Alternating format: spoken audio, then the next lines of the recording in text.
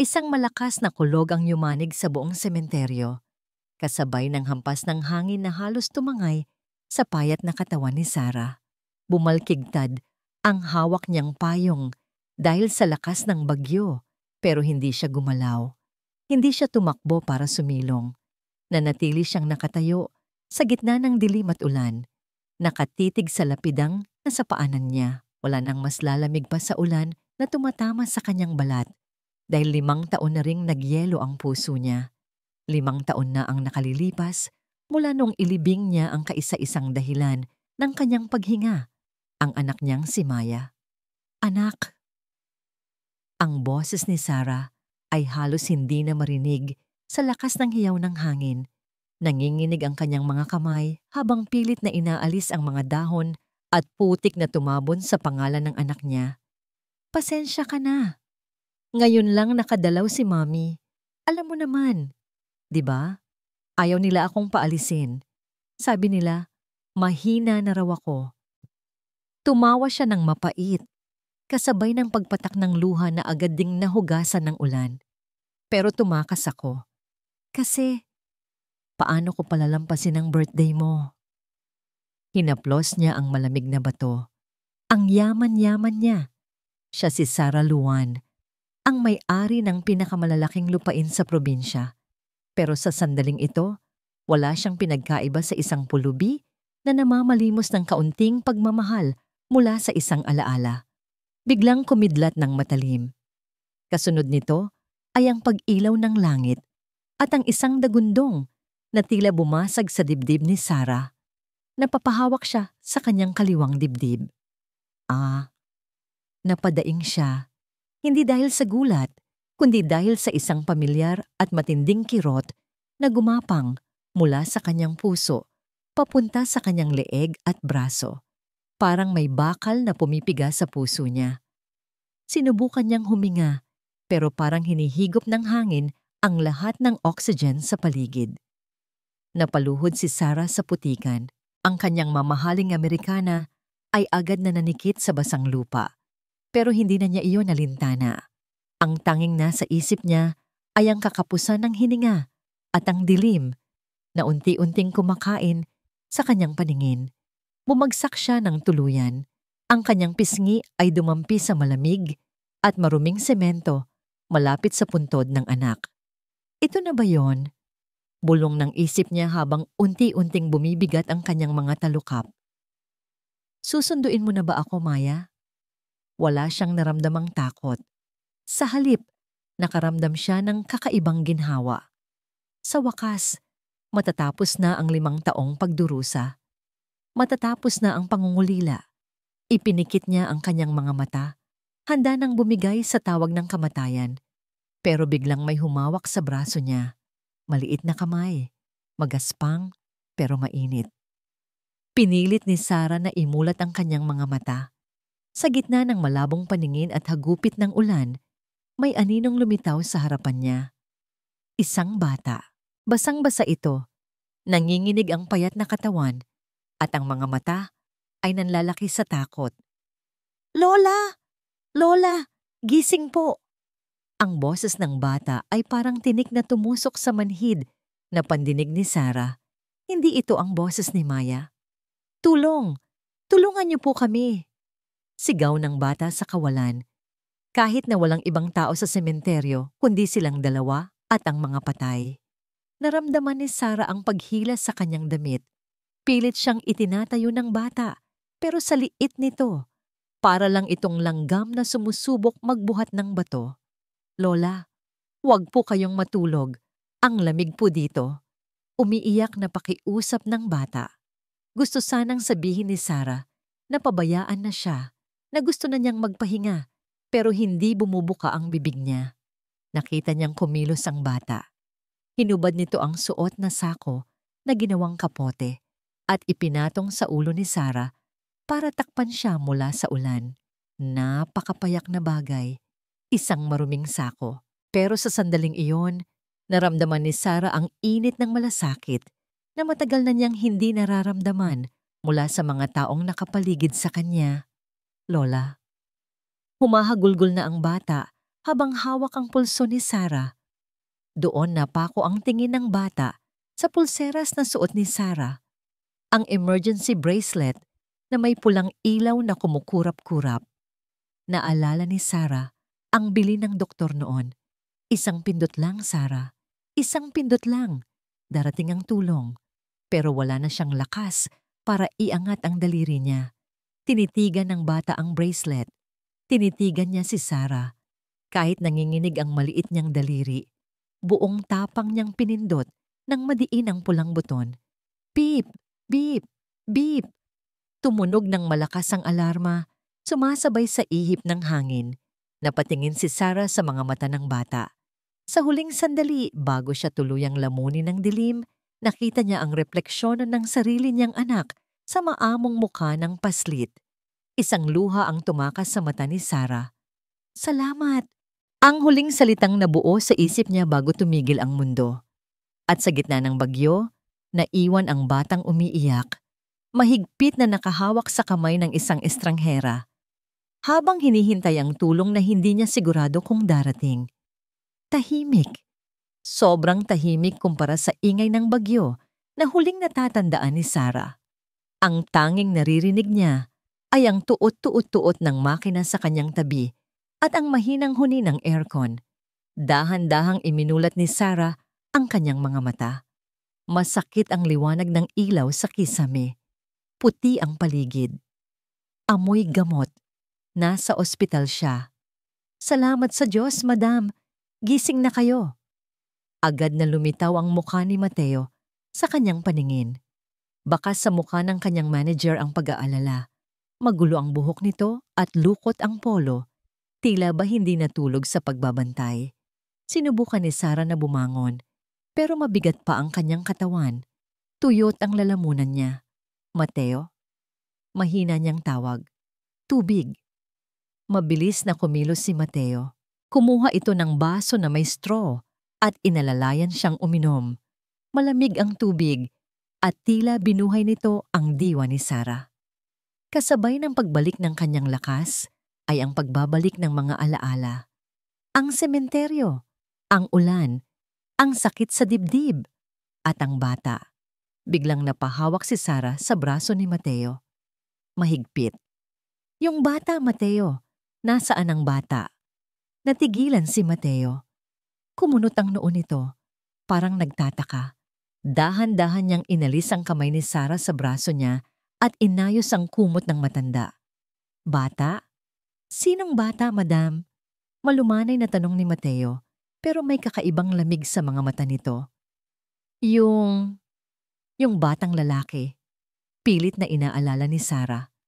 Nandoon siya. Hinawakan niya ako. Tinakpan niya ako ng sako. Kasi umuulan. Siya ang pumindot ng bracelet ko. Bumuntong hininga si Mateo at umiling-iling. Umupo siya sa gilid ng kama at tinitigan si Sarah na parang isang magulang na nagpapaliwanag sa isang paslit na hindi nakakaintindi.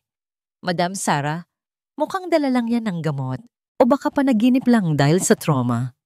Paliwanag ni Mateo sa mababang boses. Walang batang tumulong sa inyo. Imposible! Bulong ni Sarah. Ramdam ko ang kamay niya. May bata doon, oo. Pag-amin ni Mateo. At biglang nagbago ang tono nito. Naging seryoso. Pero hindi siya bayani, Madam. Isa siyang batang hamog.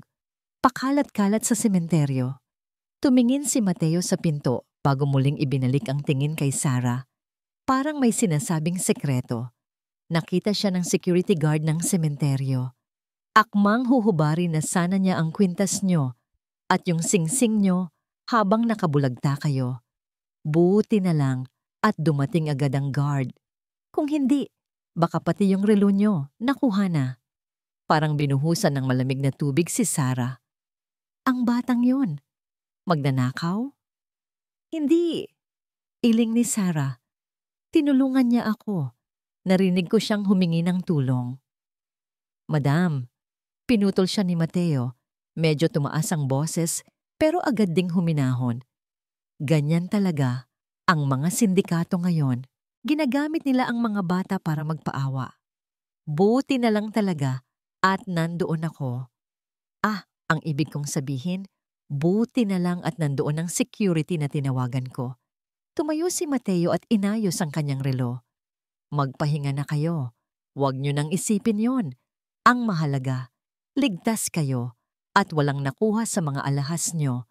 Ako na ang bahala sa lahat. Ipapagbawal ko na ang pagpasok ng kung sino-sino dito para hindi kayo ma-stress. Naglakad si Mateo palabas ng kwarto. Bago siya tuluyang lumabas, lumingon siya at ngumiti. Isang ngiting hindi umaabot sa mata. Matulog na kayo, madam. Naiwang mag-isa si Sarah. Gusto niyang maniwala kay Mateo. 20 taon na itong nagsisilbi sa kanya. Ito na ang naging kanang kamay niya mula nang mamatay ang asawa niya. Wala itong dahilan para magsinungaling, pero hindi mapanatag ang puso niya. Dahan-dahang inabot ni Sarah ang side table kung saan nakalagay ang kanyang mga gamit. Nandoon ang kanyang wallet, susi ng kotse, at ang kanyang emergency bracelet. Kinuha niya ang bracelet. Tinitigan niya itong mabuti. Kung magnanakaw ang bata, bakit hindi nito kinuha ang bracelet na gawa sa ginto? At may napansin siya. Sa gilid ng pulang buton, may maliliit na gasgas. Maraming gasgas. Para bang may isang taong nanginginig ang kamay na pilit na pinipindot ang buton ng paulit-ulit. Hindi para hilahin at nakawin, kundi para i-activate. At sa ilalim ng bracelet, may nakasabit na isang maliit na hibla. Hibla ng sako. Napahigpit ang hawak ni Sarah sa bracelet. Pumilis ang tibok ng puso niya. Nagsisinungaling ka, Mateo. Bulong niya sa sarili, habang ang pagdududa ay nagsisimulang gumapang sa kanyang dibdib. Lumipas ang 2 araw na parang bilanggo si Sarah sa sarili niyang kwarto sa ospital. Sa tuwing susubukan niyang magtanong tungkol sa bata, palaging iniiba ni Mateo ang usapan. Kesyo mataas pa raw ang blood pressure niya, kesyo kailangan niyang magpahinga, kesyo masama sa kanya ang stress. Pero sa bawat pagdaan ng oras, mas lalong lumilinaw ang alaala ng maliit na kamay na iyon. Ang mga matang puno ng takot, pero hindi siya iniwan. Hindi na siya makapaghintay. Kaya kinaumagahan, habang nag-aabala si Mateo sa pakikipag-usap sa doktor sa labas, dahan-dahang bumangon si Sarah. "Nurse," tawag niya sa nag-aasikasong babae. "Maari ba akong maglakad-lakad sa garden?" Sabi ng doktor, "Kailangan ko raw ng fresh air." Isang maliit na pagsisinungaling, pero kailangan niyang gawin. Pumayag naman ang nurse. Maingat siyang inalalayan nito palabas ng gusali, papunta sa maliit pero magandang hardin ng ospital.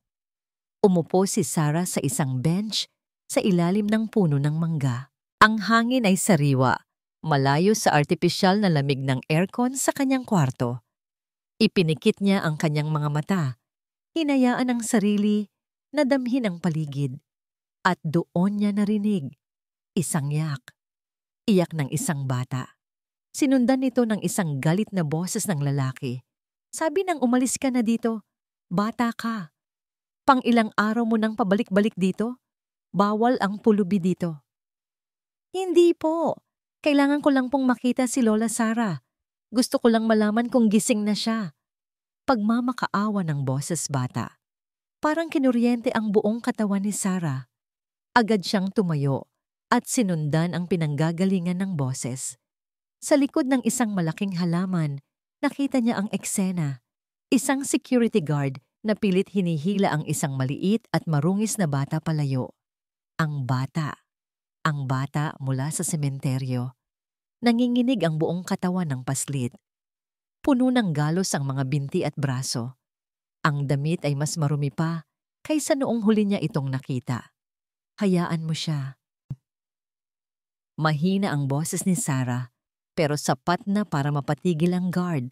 Napalingon ito. Gulat na makita ang isang pasyenteng nakatayo doon. Napatingin din ang bata. At nang magtama ang kanilang mga mata, tumigil ito sa pag-iyak. "Lola."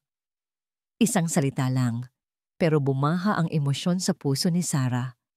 Lumapit si Sarah, hindi inaalintana, ang panghihina ng kanyang mga tuhod. Bitiwan mo siya, utos niya sa guard, mas malakas na ngayon. Pero ma'am, pulubi po ito. Baka kung anong gawin sa inyo. Katwiran ng guard. Hindi na sumagot si Sarah. Sa halip, lumuhod siya sa harap ng bata para magpantay ang kanilang mga mata. Ang dumi ng mukha nito, ang gulo ng buhok, pero ang mga mata nito ay puno ng pag-aalala. Hindi ito humingi ng pera, hindi ito humingi ng pagkain.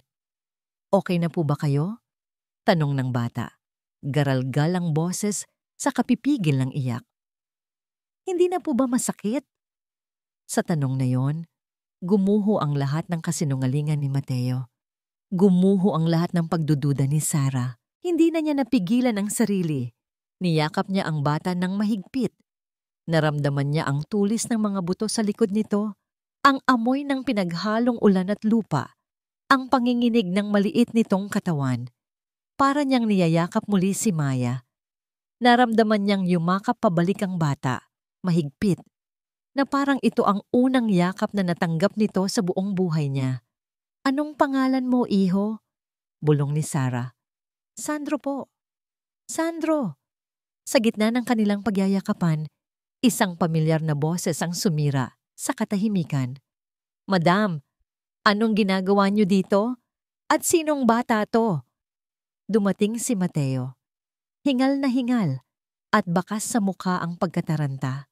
Nang makita niya si Sandro, agad na nag-iba ang ekspresyon nito. Naging puno ng pandidiri. Mabilis siyang lumapit at walang sabi-sabing hinablot ang braso ni Sandro para itayo ito palayo kay Sarah. Hoy bata, anong ginawa mo sa kanya? Magnanakaw ka.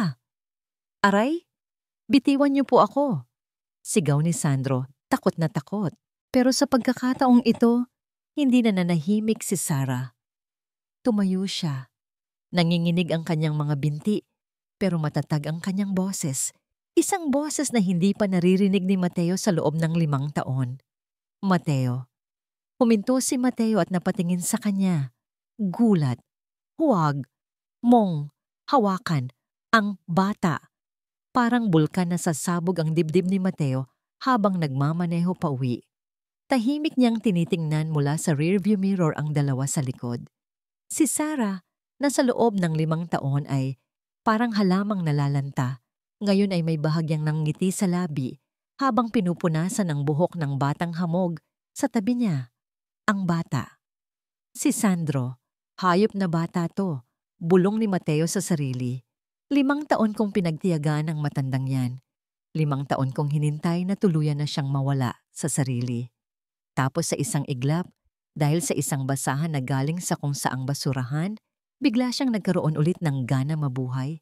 Hindi maari. Pagpasok pa lang sa malaking gate ng mansyon, kitang-kita niya ang pagkamangha sa mukha ni Sandro. Namilog ang mga mata nito na parang nakakita ng palasyo. Tingnan mo to, tululaway na sa mga nakikita. Ngayon pa lang, kinakalkula na siguro kung ano ang pwedeng ibenta. Isip-isip ni Mateo, lalong tumitindi ang pagkasuklam. Huwag kang matakot, Sandro. Bahay ko to. Bahay mo na rin, kahit pansamantala. Narinig niyang sabi ni Sarah. Pagsapit sa loob, lalong nanliit ang bata. Hindi ito gumalaw mula sa kinatatayuan sa may pinto. Takot na takot itong tumapak sa makintab na sahig at mamahaling carpet, na para bang ang dumi sa mga paa nito ay permanenteng maninikit doon. Halika, ipaghahanda kita ng pagkain, sabi ni Sarah at hinawakan ang kamay ng bata. Iniwan nilang dalawa si Mateo sa sala. Sinundan niya ng tingin ng mga ito papunta sa kusina. Ang kusinang yon, sagrado yon, teritoryo ni Maya iyon. Mula nang mamatay si Maya, walang sino man ang pinayagan ni Sarah na magluto doon, maliban sa mga katulong at may mga partikular na utos pa. Pero ngayon, sumilip si Mateo mula sa pinto ng kusina at ang nakita niya ay halos magpangit-ngit ng kanyang mga ngipin. Si Sarah mismo ang nagsaing. Si Sarah mismo ang nagprito ng itlog at hotdog. Ang usok at amoy ng pagluto ay muling bumuhay sa kusina. At si Sarah ay gumagalaw na may ngiti sa labi. Isang nangiti na 5 taon nang ipinagkait sa kanya. "Salamat po, Lola Sarah," narinig niyang sabi ni Sandro habang sinusubuan ito ni Sarah. Iyon na ang huling patak. Hindi ito pagtanaw ng utang na loob. Ito ay paghahanap ng kapalit. At hindi papayag si Mateo na ang lahat ng pinaghirapan niya ay mapunta lang sa isang batang kalye. Kailangan niyang kumilos. Ngayon na, habang abala si Sarah sa pag-aasikaso kay Sandro, na dinala niya sa guest room para maligo at bihisan ng mga lumang damit ng apo ng isang katulong, tahimik na umakyat si Mateo sa master's bedroom. Alam niya ang bawat sulok ng kwartong iyon. Binuksan niya ang drawer kung saan nakalagay ang mga alahas ni Sarah. Hindi niya kinuha ang pinakamahal. Kumuha siya ng isang bagay na may sentimental value. Isang lumang gintong relo na regalo pa ng yumaong asawa ni Sarah. Isang relo na madalas nitong tingnan kapag nangungulila. Mahigpit niyang hinawakan ang malamig na metal. Bumaba siya. Sa may paanan ng hagdan, nakita niya ang munting bag ni Sandro. Isang luma at punit-punit na backpack na gawa sa tela. Dumukot si Mateo ng panyo mula sa bulsa. Maingat niyang pinulot ang backpack gamit ang panyo na para bang nandidiri siyang madikit dito. Walang kahirap-hirap, isinilid niya ang gintong relo sa pinakaloob ng bag sa ilalim ng isang maruming t-shirt. "Diyan ka nababagay, kasama ng mga basura," bulong niya. "At sisiguraduhin kong doon ka babalik." Ilang sandali pa, narinig na niya ang masasayang boses mula sa itaas. Pababa na sila. Mabilis na ibinalik ni Mateo ang bag sa sahig. Nagpanggap siyang may inaayos na mga papeles sa mesa sa sala. Pero ang mga mata niya ay nagmamasid. Nakita niya si Sandro. Malinis na ito at nakasuot ng maayos na damit. Tumatawa ito habang kausap si Sarah. Ang eksenang yun ay parang mga karayom na tumutusok sa puso ni Mateo. Ito na ang tamang pagkakataon. Bigla siyang tumayo at nagpakita ng pagkataranta. "Naku po," malakas niyang sabi. Sapat para makuha ang atensyon ni Sarah. "Bakit, Mateo? Anong problema?" "Madam," sabi ni Mateo, puno ng pag-aalala ang boses. Yung relo niyo po. Yung gintong relo na laging nasa ibabaw ng mesa niyo. Nakita niyo po ba?" Napakunot ang noo ni Sarah. "Hindi ba't nandyan lang yan kanina?" "Opo, kaya nga po nagtataka ako. Kanina pa po ako hanap ng hanap, pero hindi ko makita." Nagkunwari si Mateo na naghahanap sa ilalim ng sofa, sa likod ng mga unan, habang pasimpleng sumusulyap sa direksyon ni Sandro, na ngayon ay nakatayo lang sa isang tabi. Walang kaalam-alam. Tumigil si Mateo. Tumingin siya ng diretso kay Sarah na may lungkot at pag-aalala sa muka. Tapos, dahan-dahan niyang ibinaling ang kanyang tingin sa maliit na backpack na nakasandal sa pader. Bigla siyang sumigaw, puno ng pagkagulat at akusasyon. "Madam, nawawala ang relo niyo. Sabi ko na nga ba?" Parang bombang sumabog sa pandinig ni Sarah ang sigaw ni Mateo. Napatingin siya kay Sandro. Ang bata ay nakatayo lang, nanlalaki ang mga mata sa takot at pagkalito. Hindi naiintindihan ang bigat ng paratang na ibinabato sa kanya. "Ano ang sinasabi mo, Mateo? Imposibleng gawin ng bata yan." Mahinahon, pero mariing sabi ni Sarah, kahit na may kaba na siyang nararamdaman. "Pasensya na po, madam. Ayoko po sanang isipin pero..." Lumakad si Mateo palapit sa backpack ni Sandro. Nag-atubili pa siya, na para bang ayaw niyang kumpirmahin ang sarili niyang hinala. Mula nang dumating siya, doon lang naman nawala ang relo. Di ba? Napatitig si Sarah sa backpack, isang marumi at gutay-gutay na sisidlan. Hindi niya kayang isipin na sa loob niyan ay may nakatagong isang bagay na ninakaw. Lumuhod si Mateo. Dahan-dahan niyang binuksan ang zipper ng bag. "Huwag mong gawin yan," pigil ni Sarah. Pero huli na ang lahat. Isang matinis na kalansing ang umalingaw-ngaw sa tahimik na sala. Mula sa pagkakabukas ng bag, gumulong palabas ang isang bagay na kumikinang. Isang pamilyar na bagay, ang gintong relo na bigay ng kanyang yumaong asawa. Tumigil ang paghinga ni Sarah. Ang lahat ng init ng pagmamahal na naramdaman niya para sa bata kanina ay biglang naglaho, napalitan ng nagyayelong kirot ng pagkadismaya. "Hindi po sa akin yan! Maniwala po kayo!" Umiiyak na sigaw ni Sandro. Nanginginig ang buong katawan. "Hindi ko po alam bakit nandyan yan." Pero paano pa siya maniniwala? Ang ebidensya ay nasa sahig, kumikinang sa ilalim ng ilaw ng chandelier, parang isang hatol na hindi na mababago. "Sabi ko na nga ba?" Bulong ni Mateo. Puno ng pagkaawa ang boses pero may ngiting tagumpay sa kanyang mga mata na si Sarah lang ang hindi nakakakita. "Madam, patawarin niyo ako. Ako ang nagpapasok sa kanya dito. Kasalanan ko to." Mas lalong nasaktan si Sarah, hindi dahil sa nawawalang relo, kundi dahil sa nasirang tiwala. "Ang tanga-tanga mo, Sarah," sabi niya sa sarili. "Nagpadala ka sa isang maamong mukha. Ginamit niya ang alaala ni Maya para lokohin ka." Lumapit sa kanya si Sandro. Niyugyug nito ang laylayan ng kanyang damit. Humahagulgol. "Lola Sarah, pakiusap po. Hindi po ako magnanakaw." Pero hindi na siya makatingin sa bata. Sa tuwing titingnan niya ang mga mata nito, nakikita niya ang multo ng sarili niyang katangahan. Naramdaman ni Sarah ang pag-init ng kanyang mga mata. Isang butil ng luha ang pumatak mula sa kanyang pisngi. Itinaas niya ang kanyang kamay. Akmang hahaplusin ng bata. Pero ibinaba rin niya ito. Pumihit siya patalikod. "Mateo?" Garalgal ang boses ni Sarah. "Dalhin mo na siya." "Saan ko po siya dadalhin, madam?" "Kahit saan," sagot ni Sarah. Nakatalikod pa rin. Huminga siya ng malalim bago magpatuloy. "Dalhin mo siya sa isang maayos na ampunan. Siguraduhin mong hindi siya magugutom doon. Ibigay mo ang lahat ng kailangan nila. Pera lang yan." Naramdaman niya ang paghigpit ng hawak ni Sandro sa kanyang damit. "Wag po, Lola. Wag niyo po akong paalisin. Magsasaka na lang po ako sa hardin niyo. Maglilinis po ako ng bahay. Wag niyo lang po akong ipaampon." Pero hindi na nakinig si Sarah. Ang bawat salita ng bata ay parang kutsilyong lalong sumusugat sa puso niya. Narinig niya ang paghila ni Mateo kay Sandro, ang pagpupumiglas ng bata, ang pag-iyak nito na tumatagos sa bawat sulok ng malaking bahay. At habang hinihila palabas ng pinto si Sandro, sumigaw ito ng isang bagay na nagpatigil sa mundo ni Sarah. "Hindi po ako magnanakaw. Isasauli ko lang po sana yung nahulog niyong suklay sa sementeryo." Biglang nakawala ang bata mula sa pagkakahawak ni Mateo.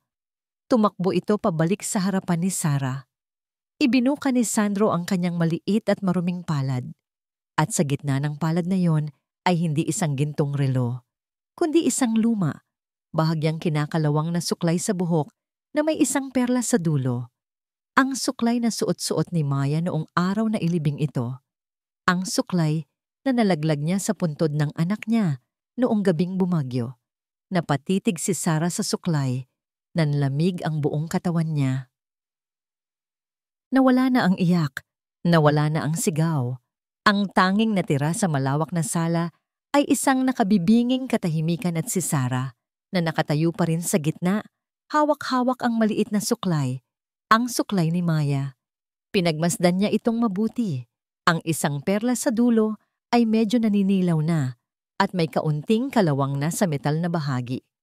Wala itong halaga sa pera. Pero sa kanya, ito ang buong mundo. Bumalik sa isip niya ang mga huling salita ni Sandro. "Isasauli ko lang po sana. Kung magnanakaw nga ang bata, bakit niya itinago ang suklay na ito na walang kwenta? Bakit niya isasauli ito? At bakit hindi niya itinago ang relong ginto na mas madaling ibenta? Parang may mga piyesa ng isang puzzle na hindi magkakatugma sa isip ni Sarah. Unti-unti siyang lumakad palapit sa backpack ni Sandro na naiwan sa sahig. Naupo siya at sinilip ang loob nito. Walang laman, maliban sa isang lumang t-shirt na may butas at isang piraso ng tinapay na nakabalot sa papel. Kinapa niya ang tela ng bag, punit-punit. Napakahina ng materyales. Biglang may pumasok sa isip niya. Kung siya ang isang batang magnanakaw na nakakuha ng isang mabigat na relong ginto, ilalagay ba niya ito sa isang butas-butas na bag kung saan pwedeng mahulog anumang oras? Hindi. Maliban na lang kung may ibang taong naglagay nito doon. Isang taong gustong siguraduhin na mahuhuli siya. Napahigpit ang hawak ni Sarah sa suklay.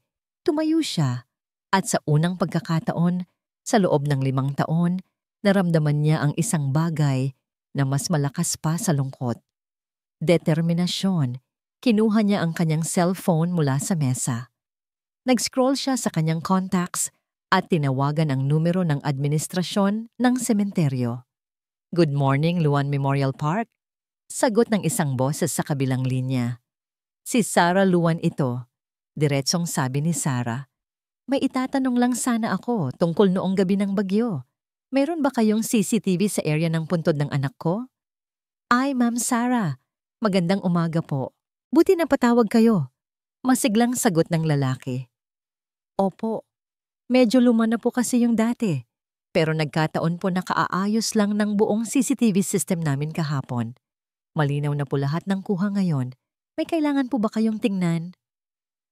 Parang musika sa pandinig ni Sarah ang mga salitang iyon. "Oo, papunta na ako dyan." Ibinaba niya ang tawag bago pa man makasagot ang kausap. Sakto namang pumasok si Mateo sa sala. May dalang isang baso ng tsa. "Madam, heto po ang tsaa nyo para kumalma kayo," sabi nito. Puno ng pag-aalala ang mukha. Tinitigan ni Sarah si Mateo. Ang mukha na sa loob ng 20 taon ay pinagkatiwalaan niya ng buong buo. Ngayon, parang may maskarang nakatakip dito na unti-unti niyang nakikita. Ngumiti si Sarah, isang matamis, ngunit walang emosyon ng ngiti. "Salamat, Mateo, pero hindi ko iinumin yan." Tumayo siya at kinuha ang kanyang bag. "Aalis ako. Magpapaspa ako. Kailangan kong mag-relax.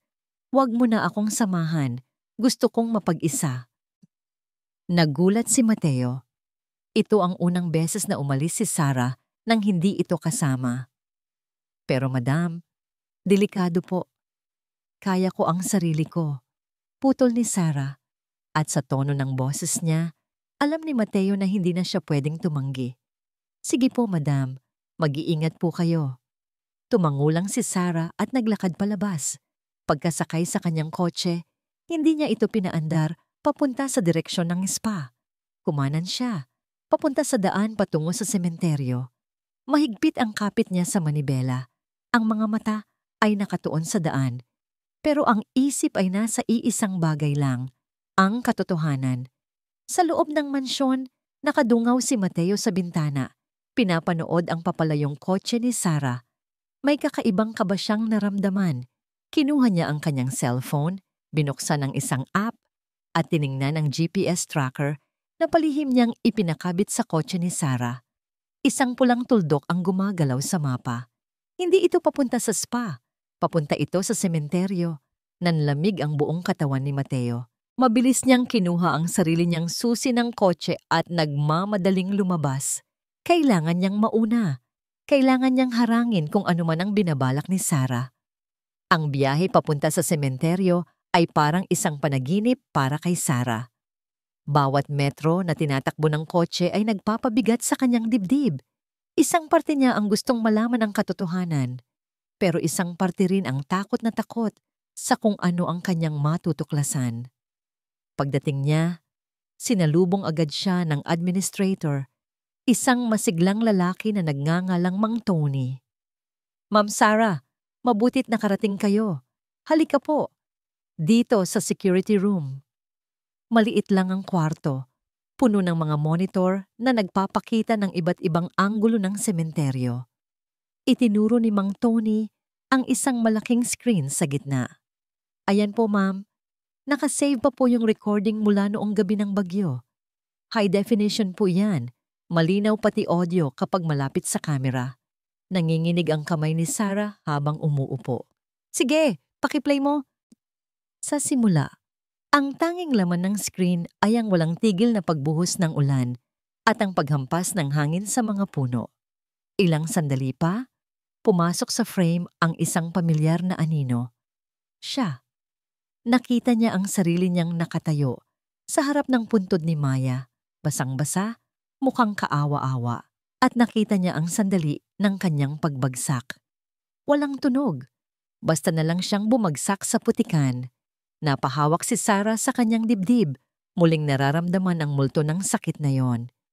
Ilang segundo ang lumipas, biglang may gumalaw mula sa gilid ng screen.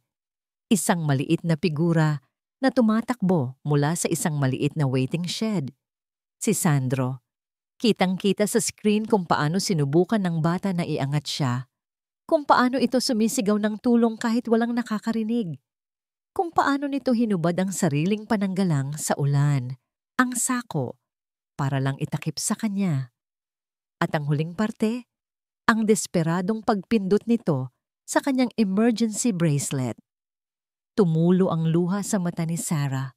Tama ako, bulong niya. Tinulungan niya ako. Teka lang po, ma'am, sabi ni Mang Tony. May kasunod pa po. Nag-fast forward siya ng kaunti.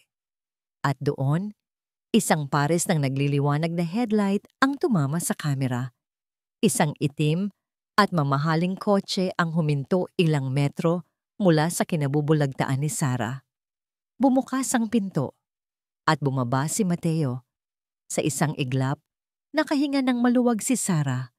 Nandyan pala siya. Siguro ay tinawagan niya ang guard kaya sila dumating. Pero hindi yun ang nangyari. Naglakad si Mateo palapit sa kanya. Tiningnan siya nito mula ulo hanggang paa. Walang bakas ng pag-aalala. Walang takot. At ginawa nito ang isang bagay na nagpanlamig sa dugo ni Sarah. Dahan-dahan nitong itinaas ang kanyang paa at sinipa ng bahagya ang talampakan niya.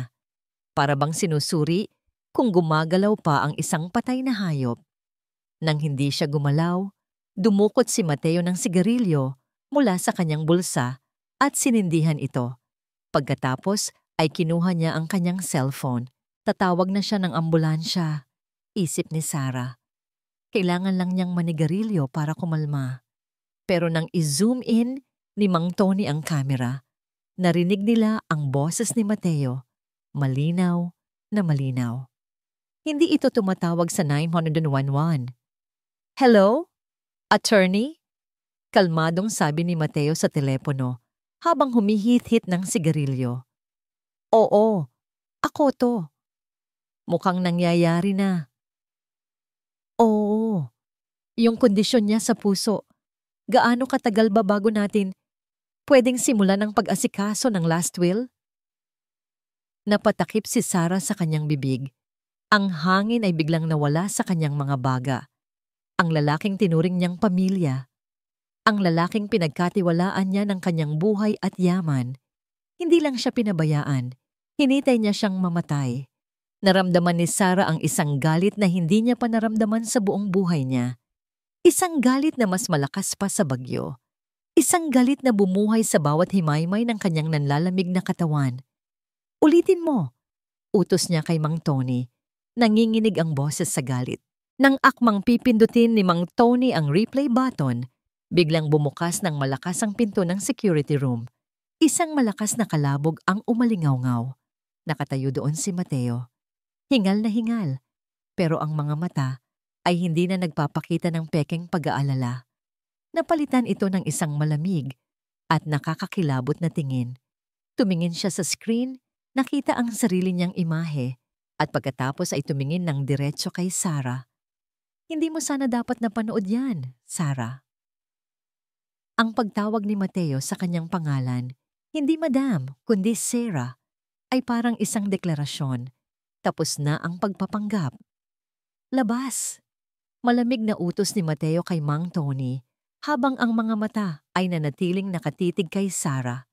Nanginginig na tumayo si Mang Tony. Sir Mateo? Ma'am Sarah? Sinabi kong labas! Sigaw ni Mateo at sa takot, dali-daling lumabas ng kwarto ang administrator. Isinara ni Mateo ang pinto. Ang tunog ng pag-click ng lock ay parang isang sentensya ng kamatayan. Naiwan silang dalawa sa maliit na kwarto, napapaligiran ng mga monitor na tahimik na saksi sa kataksilan. Huminga ng malalim si Sarah. Nawala ang kanyang takot. Napalitan ito ng isang nagyayelong kalma. Ang kalma ng isang taong wala nang ikakatakot na mawala. "Bakit, Mateo?" tanong niya. Simple, pero puno ng bigat. Tumawa si Mateo. Isang tawang mapakla at puno ng hinanakit. "Bakit?" 20 taon, Sarah. 20 taon kitang pinagsilbihan. Ako ang nag-alaga sa'yo nang mamatay ang asawa mo. Ako ang nagpatakbo ng mga negosyo mo habang nagmumukmok ka sa kwarto mo. Ako ang sumalo sa lahat ng responsibilidad habang ikaw naghihintay na lang mamatay. Hindi ba't nararapat lang sa akin ang lahat lahat ng yan?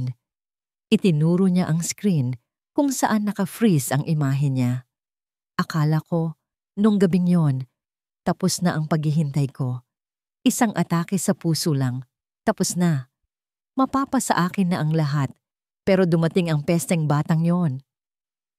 Dahan-dahang tumayo si Sarah. Hindi na siya ang mahinang babae na nakahandusay sa putikan. Ang tindig niya ngayon ay matatag. Ang mga mata niya ay nag-aapoy. "Lahat ng yaman ko, ipagkakatiwala ko sana sa'yo. May trust fund ka sa huling habilin ko, Mateo. Sapat para mabuhay ka nang marangya habang buhay, pero kulang pa pala sa'yo." "Kulang?" Muling tumawa si Mateo. "Bakit ako magtitiyaga sa kapiraso kung pwede kong makuha ang lahat?" "Isang maliit na pagkakamali mo lang, Sarah. Ang pagkakamali mo ay ang hindi mo pagtuloy na mamatay." Humakbang si Mateo palapit. Ang kanyang anino ay tila lumalamon sa liwanag ng kwarto. "Pero pwede pa nating itama yan." Nakita ni Sarah ang determinasyon sa mga mata ni Mateo. Walang saksi. Isang matandang may sakit sa puso. Madaling sabihin na inatake lang ulit siya sa puso dahil sa stress. Pero nagkamali si Mateo ng akala. Ang babaeng nasa harap niya ay hindi na lang basta si Sarah Luan, ang biyuda. Siya na ngayon ang ina ni Sandro, isang ina na may ipinaglalaban. Nang akmang susunggaban ni Mateo ang kanyang braso, kumilos si Sarah. Mabilis niyang hinablot ang pinakamalapit na bagay na mahahawakan niya. Isang mabigat na vase na may mga bulaklak sa mesa. "Huwag kang lalapit," sigaw niya. Ngumisi lang si Mateo. "At anong gagawin mo dyan, Sarah? Babasagin mo sa ulo ko?" Hindi sumagot si Sarah. Sa halip, ginawa niya ang isang bagay na hindi inaasahan ni Mateo. Ibinato niya ang vase, hindi kay Mateo, kundi sa salaming bintana ng security room. Isang malakas na pagkabasag ang umaling-aungaw sa buong paligid. Natigilan si Mateo. Ang ingay ay sapat na para makuha ang atensyon ng lahat. "Sa tingin mo matatakot ako dyan?" Galit na sabi ni Mateo at tuluyan na siyang sumugod. Ngunit sa sandaling pagkatigagal niya, iyon ang pagkakataon ni Sarah. Bago pa man siya maabot ni Mateo, bumukas ng malakas ang pinto. 2 pulis na nakauniforme ang pumasok, kasama si Mang Tony na takot na takot. "Huwag kayong kikilos," sigaw ng isang pulis. Napatanga si Mateo. Napatingin siya sa mga pulis, tapos kay Sarah. Ngumiti si Sarah, isang ngiting mapait pero matagumpay. "Bago ako pumunta dito, Mateo, tumawag muna ako ng 2 tao." Paliwanag niya. Kalmado ang boses. Ang una ay si Mang Tony para ihanda ang CCTV. Ang pangalawa, tiningnan niya ang mga pulis, ay sila. Anong ibig sabihin nito? Pinalalabas niya lang na ako ang masama. Depensa ni Mateo. "Sir, may kopya na po kami ng recording," sabi ng pulis habang papalapit sa kanya. "At may testimonya rin po itong si Mr. Tony tungkol sa pagbabanta nyo. Sumama na lang po kayo ng maayos." Sinunggaban ng mga pulis ang braso ni Mateo. Nagpumiglas ito. Ang muka ay puno ng galit at hindi makapaniwala. "Hindi pa tayo tapos sa Sarah. Tandaan mo yan. Mamamatay kang mag-isa. Walang mag-aalaga sa'yo. Sigaw niya habang kinakabitan ng posas. Tinalikuran siya ni Sarah at dahan-dahang lumakad palabas ng nasirang kwarto. Bago siya tuluyang makalayo, huminto siya at nagsalita nang hindi lumilingon. Sapat para marinig ni Mateo. "Nagkakamali ka," sabi niya. "Hindi na ako nag-iisa." Ang biyahe papunta sa ampunan ay mas mahaba kaysa sa inaasahan ni Sarah. Hindi ito ang malinis at maayos na institusyon na nasa isip niya. Sa halip, dinala siya ng address sa isang lumang gusali sa gitna ng isang masukal at maingay na lugar sa Tondo. Kinakalawang ang mga rehas ng bintana at ang pintura sa pader ay natutuklap na. Dito kanya dinala. Bulong ni Sarah sa sarili habang nararamdaman ang paninikip ng kanyang dibdib. Hindi dahil sa sakit, kundi dahil sa halo-halong awa at galit. Pinili ni Mateo ang pinakamasahol na lugar, isang lugar kung saan inaasahan niyang magdurusa ang bata. Pagpasok ni Sarah, sinalubong siya ng amoy ng kulob at ng yak ng mga bata. Payat ang mga madreng nag-aasikaso at halatang kulang na kulang sila sa pondo. "Naghahanap po ako ng batang lalaki. Sandro ang pangalan niya," sabi ni Sarah sa isang madre. Itinuro ng madre ang isang madilim na sulok sa likod bahay kung saan may ilang batang naglalaro sa putikan. At doon, nakita siya ni Sarah. Nakaupo si Sandro sa isang sulok, mag-isa. Yakap-yakap niya ang kanyang mga tuhod. Mas payat siya kaysa dati at ang damit na suot niya ay maluwag at marumi. Tila mas matanda siya ng 10 taon dahil sa lungkot sa kanyang mga mata. Dahan-dahang lumapit si Sarah. Ang bawat hakbang niya ay parang may bigat na 1,000 libra. Sa paglapit niya, narinig ni Sandro ang kanyang mga yabag. Itinaas nito ang kanyang ulo. Nang makita siya, hindi ito ngumiti. Hindi ito tumakbo papalapit. Sa halip, umatras ito. Lalong isiniksik ang sarili sa pader. Puno ng takot ang mga mata nito. Ang reaksyong yon ay mas masakit pa sa sampal. Natanto ni Sarah na hindi lang tiwala ni Sandro ang sinira niya. Winasak niya pati ang puso nito. "Sandro!" Mahina ang boses ni Sarah, nanginginig. Bakit po kayo nandito?" tanong ng bata. Ang boses ay halos hindi marinig. "May kinuha po ba ulit ako?" "Wala po. Dito lang po ako." Parang piniga ang puso ni Sarah. Hindi niya na napigilan ang sarili. Lumuhod siya sa putik. Hindi alintana ang mamahalin niyang bestida. Inilahad niya ang kanyang mga kamay, pero hindi siya lumapit pa. Hinintay niya ang bata. "Patawarin mo ako, Sandro," sabi niya. At sa pagkakataong ito, bumuhos na ang mga luhang kanina pa niya pinipigilan. "Hindi ako naniwala sa'yo. Nagkamali ako."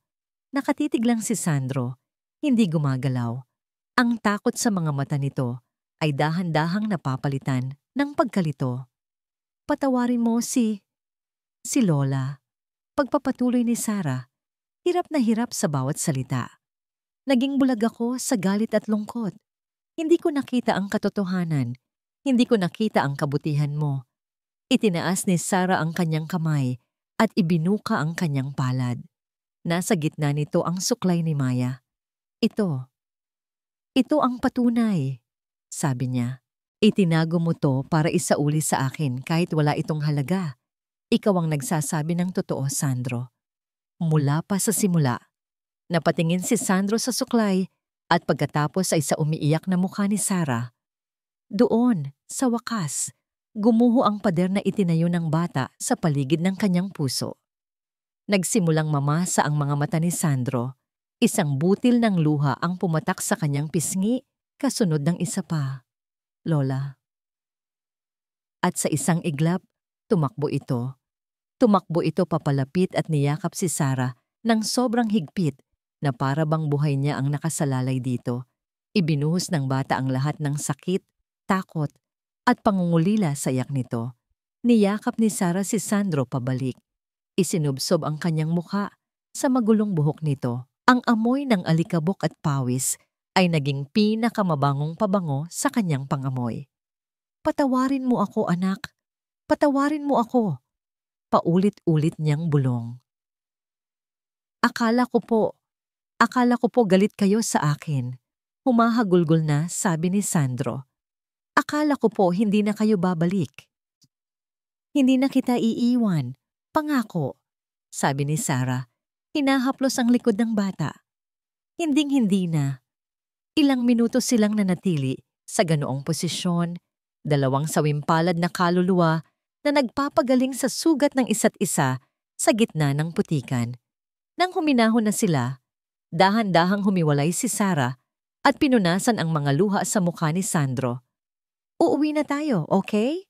Tumango si Sandro, pero may pag-aalinlangan pa rin sa kanyang mga mata. Talaga po, Lola? Uuwi na po tayo sa bahay niyo? Ngumiti si Sarah. Isang tunay at mainit na ngiti, ang unang nangiti niya sa loob ng maraming taon. Oo, uuwi na tayo sa bahay natin. Hinawakan niya ang kamay ni Sandro. Sa pagkakataong ito, hindi na niya ito bibitawan pa. Habang naglalakad sila palabas ng ampunan, may biglang naalala si Sandro. Huminto ito at lumingon kay Sarah. Ang mga mata ay may bahid pa ng luha, pero mayroon ng kislap ng pag-asa. Bakit, anak? Pwede pa po ba akong kumain ulit ng itlog na may hotdog? Natawa si Sarah sa gitna ng kanyang pag-iyak. Isang tawang puno ng saya at pagmamahal. Oo naman, sagot niya, kahit araw-araw pa. Isang tunog ang gumigising kay Sarah tuwing umaga. Isang tunog na matagal na niyang kinalimutan. Halakhak. Ang malakas at walang panggap na halakhak ng isang bata na nagmumula sa hardin. Isang taon. Ang bilis at ang bagal ng isang taon. Isang taon na ang nakalipas mula nang umuwi sila ni Sandro sa bahay na yon. Isang taon na rin mula nang tuluyang makulong si Mateo, na napatunayang may mga kaso pa pala ng pandaraya sa mga dati nitong kliyente. Ngumiti si Sarah habang nagtitimpla ng kape. Mula sa bintana ng kusina, tanaw niya si Sandro na masayang naghahabulan sa damuhan kasama ang bago nilang alagang aso, isang askal na pinangalanan nitong Itlog. Malusog na ang bata. May laman na ang mga pisngi nito at wala na ang dating takot sa mga mata. Napalitan iyon ng kislap at kumpiyansa. Sa dingding ng sala, nakasabit ang isang malaking litrato. Silang dalawa, nakangiti. Hawak ang adoption papers na nagsasabing opisyal na siyang si Sandro Luan. Kanyang anak. Ma, gutom na po si Itlog. Sigaw ni Sandro mula sa labas. Ang tawag na ma ay musika sa pandinig ni Sarah, hindi na lola, kundi ma. Parating na anak, at ikaw din mag-almusal ka na. Sagot niya pabalik. Ang umagang yon ay hindi lang ordinaryong umaga. Ito ang araw ng bagong simula. Kinahapunan, ang malawak na hardin ng mansyon ay napuno ng mga bisita. May mga press, mga kasosyo sa negosyo, at mga madre mula sa iba't ibang ampunan. Sa gitna ng lahat, may isang entablado na may malaking banner. The Sandro Foundation, a new beginning for every child. Nakatayo si Sarah sa gilid ng entablado. Hawak ang kamay ng kanyang anak. Nakasuot si Sandro ng isang maliit na barong. Seryoso ang mukha, pero mahigpit ang kapit sa kamay ng ina. Kinakabahan ka ba? Tanong ni Sarah. Umiling si Sandro. Hindi po, kasi kasama kita. Sa mga salitang iyon, nawala ang lahat ng kaba ni Sarah. Huminga siya ng malalim at sabay silang umakyat sa entablado. Tumahimik ang lahat. Inilibot ni Sarah ang kanyang paningin sa mga tao at nagsimula siyang magsalita. Ang boses ay nanginginig sa simula, pero unti-unting tumatatag. Magandang hapon po sa inyong lahat. Panimula niya. Marami sa inyo ang kilala ako bilang si Sarah Luan, ang byuda, ang negosyante. Sa loob ng 5 taon, iyon lang din ang pagkakakilala ko sa sarili ko. Isang babaeng nabubuhay na lang sa anino ng nakaraan, naghihintay na lang sa paglubog ng araw. Huminga siya ng malalim. Pero 1 taon na ang nakalipas, sa gitna ng isang malakas na bagyo, isang anghel ang ipinadala sa akin. Hindi siya bumaba mula sa langit. Galing siya sa kalye. Marumi ang damit, gutom ang tiyan, pero may puso na mas dalisay pa sa kahit anong kayamanan. Tumingin siya kay Sandro at ngumiti. Ang batang ito, pagpapatuloy niya, ang nagligtas sa buhay ko. Hindi lang niya ako iniligtas mula sa bagyo. Iniligtas niya ako mula sa sarili kong kadiliman. Ipinakita niya sa akin na ang pag-asa ay pwedeng matagpuan sa mga lugar na hindi natin inaasahan. Ang Sandro Foundation ay hindi lang tungkol sa pagbibigay ng pagkain o tirahan. Ito ay tungkol sa pagbibigay ng pangalawang pagkakataon. Isang paalala na ang bawat bata, anuman ang pinanggalingan, ay may karapatang mangarap at mahalin. Inaalay ko po ito sa 2 pinakamahalagang tao sa buhay ko, sabi ni Sarah, at naramdaman niya ang pag-init ng kanyang mga mata. Sa anak kong si Maya, na paniguradong nakangiti sa atin mula sa langit, at sa bago kong anak, si Sandro, na siyang nagpatuloy ng kanyang liwanag dito sa lupa. Nagpalakpakan ng mga tao. Niyakap ni Sarah si Sandro at sa gitna ng ingay, may ibinulong ang bata. Mahal kita, ma. Mahal na mahal din kita, anak, sagot ni Sarah. Nang matapos ang programa, habang papalubog ang araw, magkatabi silang nakaupo sa damuhan. Pinapanood ang mga huling bisita na umalis. Tumingala si Sarah sa langit na kulay kahel. Wala na ang bigat sa kanyang dibdib. Wala na ang yelo sa kanyang puso. Naramdaman niya ang isang pamilyar na kapayapaan. Ang kapayapaan na dulot ng pagtanggap. Hindi nawala si Maya. Ang pagmamahal niya para kay Maya ay hindi kailanman naglaho. Nagbago lang ito ng anyo. Nagbago ng sisidlan. At sa wakas, payapa na siya. Ang pagmamahal ay hindi namamatay, bulong ni Sarah sa kanyang isip habang mahigpit na hawak ang kamay ng kanyang anak. Lumilipat lang ito ng puso para magpatuloy sa paghilom.